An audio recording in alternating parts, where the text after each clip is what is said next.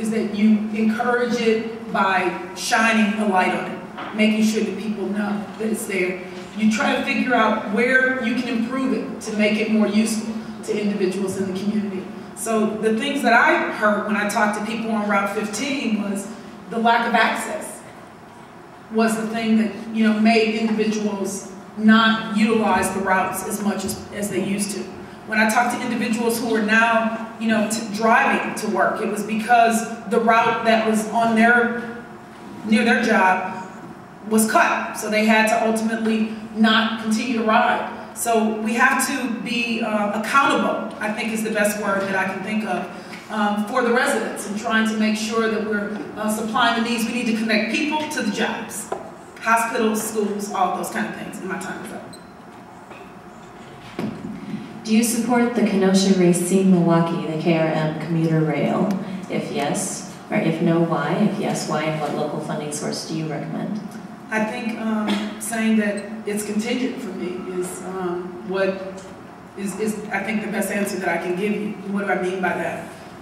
I don't believe that a KRM that doesn't connect to a stable transit system is worth anything. We have to have a system that it can connect to. And I have not liked the proposals that have come forth, frankly, through the legislature.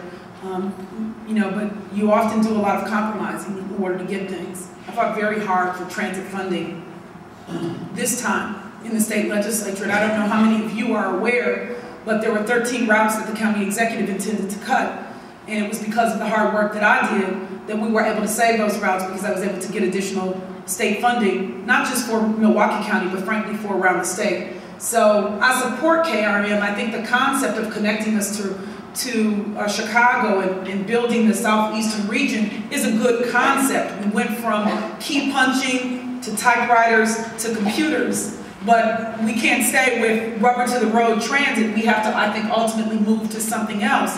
However, I cannot do that without a stable, you know, bus system. And stabilizing that will be my #1 priority, and looking, you know, throughout the region to figure out what options we could have for KRM would be the things I think about. I'm not really fond of the rental car fee. You have any opinion? I'm gonna have some fun with it, you know, why not? As county executive, how would you pay for the state's unfunded mandates like those for health and human services and the courts? You know, one of the things that I don't realize if Milwaukee County residents understand is that when you send someone to represent you, the relationships that they have are crucial. When you have a county executive that doesn't have relationships at the local level or at the other municipalities or at the state level or at the federal level, it has a direct effect on what kind of proceeds you can get. Let me give you an example. Our present county executive did a budget. In his budget, there were several amendments. And then there were vetoes that he did. 20 vetoes. Of the 20 vetoes he did, 19 were overturned. No relationships on the county board. I don't care what he says to you. That's an example of his own ineffectiveness, and frankly, he made himself irrelevant in the process. He had no relationships with the county board to even maintain his vetoes. In addition to that, at the state level, transportation, the funding that I got was very difficult to get those proceeds for our state because no one wanted to help our county executive. So one of the things I believe that I can do is take the relationships I have at the state level and frankly at the federal level, maximize them for us.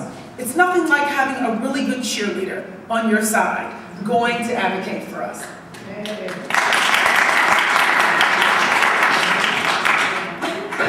What have you done or will you do to provide adequate funding for the endangered park system? You know, one of the things, we have a new DNR secretary, Secretary Frank, and one of the first things I talked to him about when he came to my office, you know, were two issues. One, how can we connect DNR to helping us to revitalize our parks in the Milwaukee County area? And has anyone talked to you about this? His first response was no, no one had. And his second thing was we could begin to have those kind of conversations. Excuse me. In addition, the PCB in Lincoln Creek is something that's extremely annoying for me. And trying to figure out what we can do to clean up those areas are some of the issues that we're working on. And so there are many things, and I wish I could tell you everything that I've done in the legislature and that it's on the top of my mind, everything that I've done to protect the environment. You know, the thing that I can think of now, and it's not directly park related, but it's environment related, is the Great Lakes, you know, Compact. And that's the environmental piece that's really, you know, on the forefront of my mind. But our parks, the best thing I can say to you is I had a chance to go up north, and my time is technically up, but I just want to say this really quickly. I had a chance, since no one's here to refute, can I have just one more moment?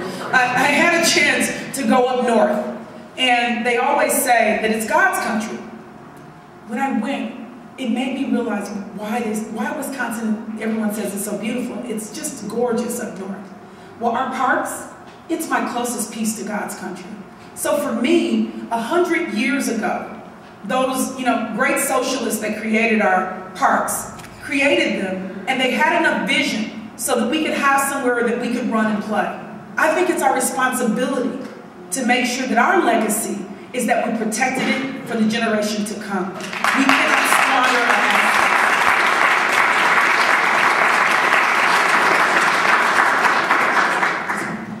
And one more question. As county supervisor, how publicly available will you make yourself? Well, I won't be your county supervisor, but I will be your county executive. I do not want to take Marina's job because I am in her district, and I clearly want you to know I'm supporting her for re-election. But I will say to you that I need you to read the question again because I shouldn't have been playing. It's okay. What will I do too? Obviously, I spent too much time looking at a computer screen today. Okay, as county executive, how publicly available will you make yourself? One of the things that I want you to know that I've done, you know, in my life as a legislator, in my life as a lawyer, there's a little phrase that I had on my business card. It says, "Here to serve." I was in the private sector, and I came out of the private sector because I desired to make the place that I live a better place. I wanted to take my skills and my talents and bring them to the table so that we could help make this a better place. I did the same thing as a state representative and as a state senator. I implemented 3 things that I think I love. The first is every Friday, I do what I call a legislative update. I do it so that you know what I've done for the week. We've changed that now where I not only tell you what I've done for the week, I tell you what I'm doing for the week to come. In addition to that, I do a report card every session so that you can see. My staff understand that if someone calls my office, no is not an option.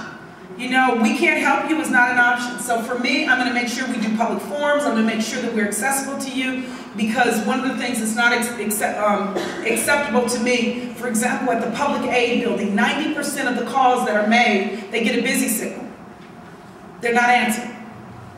People have to go and wait in line 4, 5, 7 hours in order to get served. That's not service to me. And I think as a public servant, as an elected public servant, it's my responsibility to be available. That's the reason that you elect us. And I hope that on April 1st, April Fool's Day, that you'll believe that I'm tailor-made for the job. Thank you.